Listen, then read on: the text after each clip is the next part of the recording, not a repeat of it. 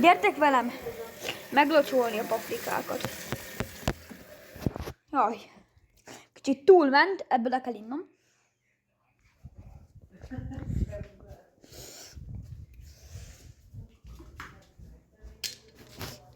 Nagyjából így kétszer kell még fordulnom, de jó lesz ez. Akkú 3/4-ét kiöntottam.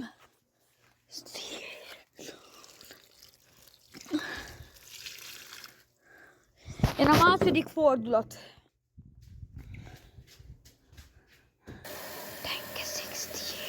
Na, locsoljuk meg a papeszt. Csak gyorsan. Mielőtt meg kellene locsolni, mielőtt leszakad az ég. Harmadik forduló. A videón kívül egy